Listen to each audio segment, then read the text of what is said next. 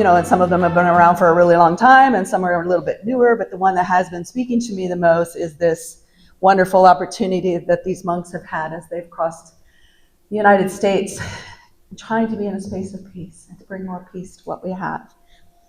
And I'm sure that you have at least seen one or two of the little blurbs or the opportunities.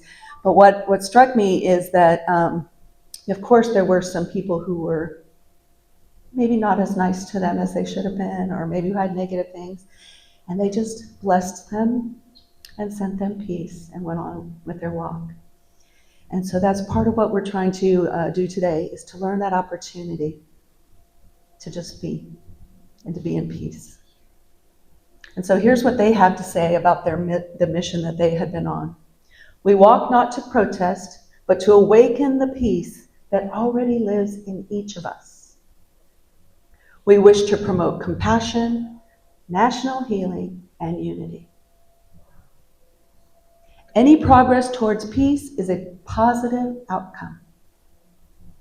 While all citizens may not share our religious views, we can still agree that peace benefits everyone.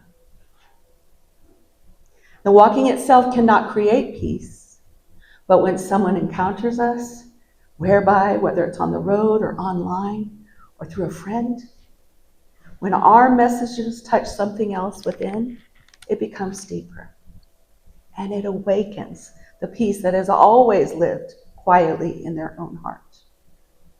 Something sacred begins to unfold. This is our contribution, not to force peace upon the world, but to help nurture it, one awakened heart at a time. The Walk for Peace is a simple yet meaningful reminder that unity and kindness begin within each one of us and can radiate outwards to our families, communities, and society as a whole. Be the change you wish to be in the world. Perhaps this is one of the most well-known quotes by Gandhi. But when we look at this action of nonviolence, this is perhaps a good place to start. Be the one who doesn't react to the Facebook post or the news story, but rather the one who silently says a prayer. Be the one who blesses those whom we have deemed wronged us. Be the one whose energy is better spent on love than on hate or discord. Learning how we can cultivate and actively engage with compassion is a much needed process for global healing. A culture of peace and nonviolence is created one choice at a time, one action at a time, and one day at a time. And when we can each be a force for peace and nonviolence, when our actions and our words create ripples of peace around us and beyond, then peaceful living starts to happen. And that also includes compassion, kindness, and consideration, and standing up for injustice. So the Season for Nonviolence is a global grassroots campaign, and it's dedicated to raising awareness about the transformation of power of nonviolence. And this season was established by Arun Gandhi, which was Mahatma Gandhi's grandson. And it is yearly celebrated, and it celebrates the philosophies of Mohandas Gandhi and Martin Luther King Jr. And since 1998, the season has marked 64 calendar days between the memorial anniversary of Gandhi's passing on January 30th and that of Dr. King on April 4th. And it has grown and grown into this important educational and media opportunity to bring individuals and communities together. It empowers them to envision and help create a culture of peace and nonviolence just one day at a time. And both Martin Luther King and Gandhi were people who gained tremendous inspiration from their faith, from the traditions that they were able to then perform tremendous feats of courage through the implementation of nonviolence. Today, as a culturally diverse society, we can imbibe their spirit and carry forward their legacy by increasing our application of this nonviolent principle. We can accomplish this by becoming more compassionate in our thoughts, in our speech, as well as our actions. When we're dealing with people around us, family, friends, colleagues, and strangers, this is our opportunity. Dr. King did so by practicing these following 6 principles of nonviolence. Nonviolence is a way of life for courageous people.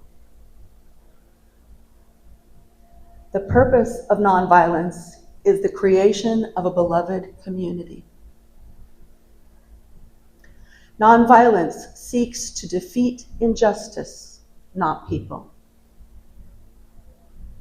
Nonviolence holds that suffering can educate and transform.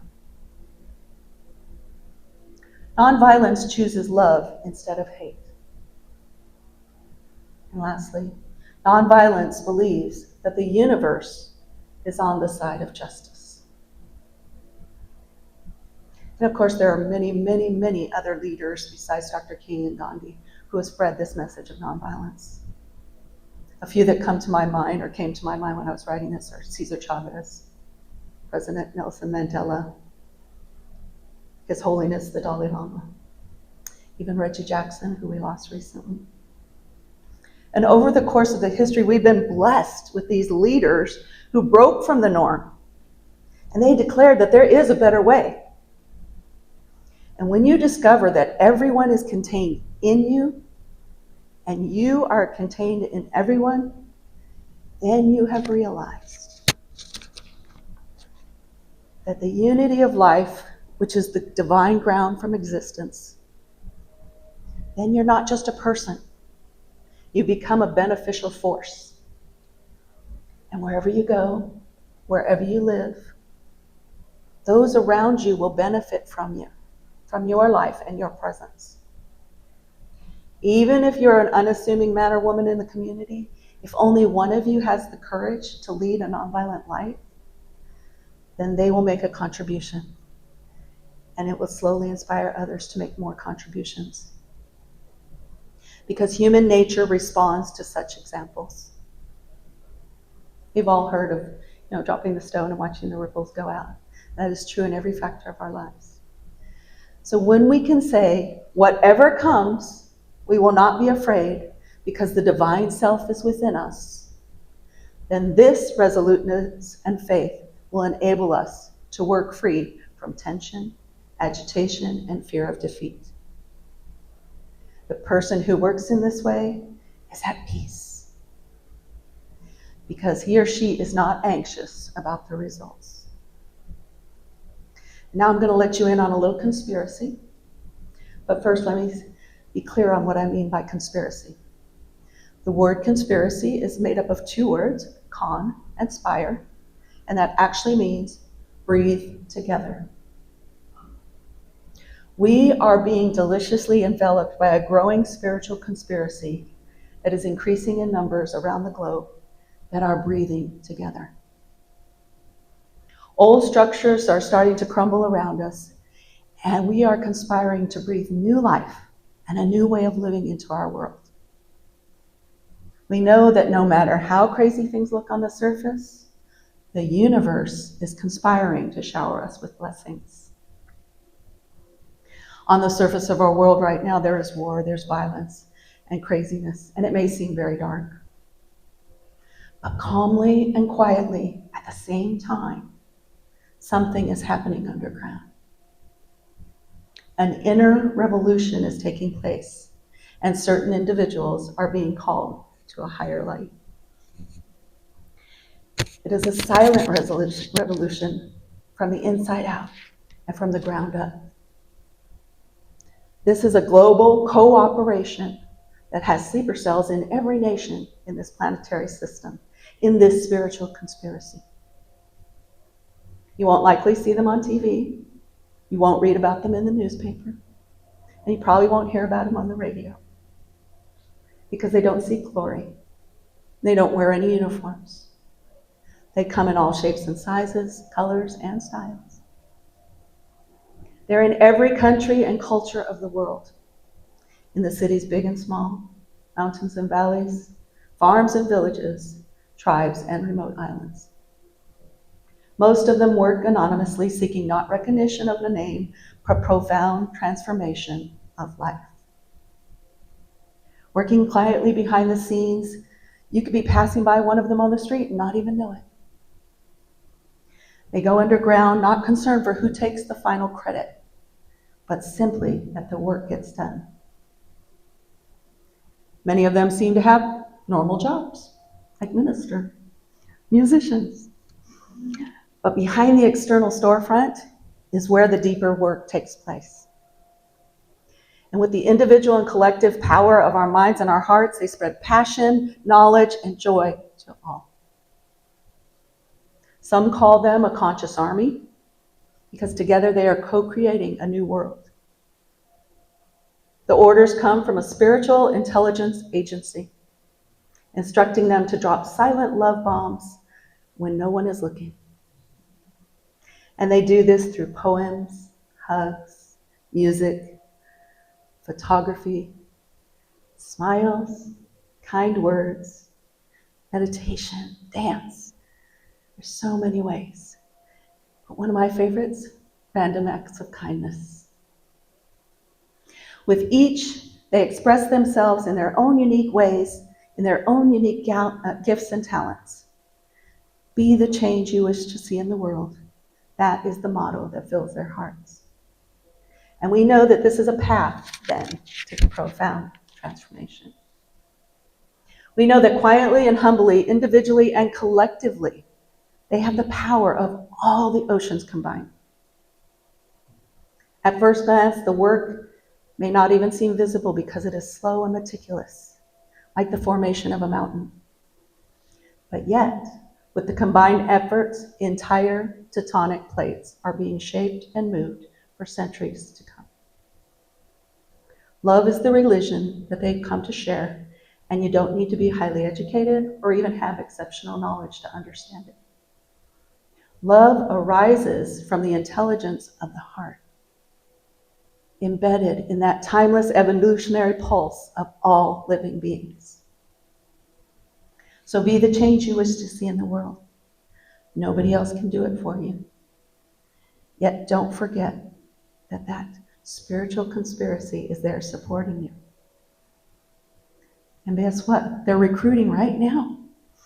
And perhaps you're ready to join in, or perhaps you already have. For this is a conspiracy that is all where everyone is welcome and all are loved, and the door is always open. So step through and become a way sharer of love. If we are all sensitized to what is really happening around our world, we will see that there truly is a new wave of understanding becoming and beginning to crest. This wave is rising to a call to a deeper compassion than we have ever known before.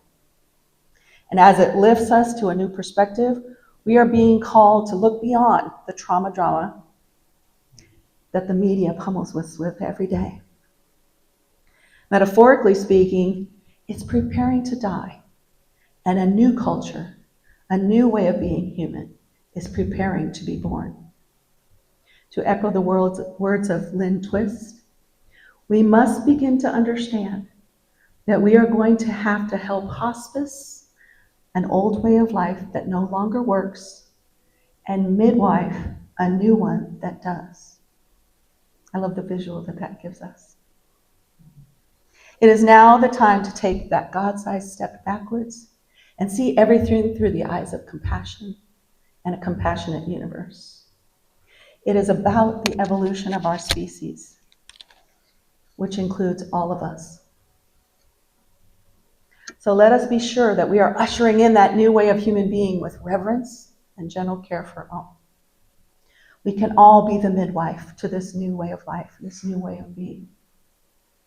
We can birth a conscious humanity that will openly know and celebrate the fact that we are all one in God, honoring our diversity and how we practice it. Take a look into your heart and see if there is anything toxic, if there is any toxic emotion residing there, anything that does not support this action of nonviolence. This can either be in your own personal life or what you see going on globally. And in that space, take a moment and find compassion and love for the Spirit of God that is within everyone.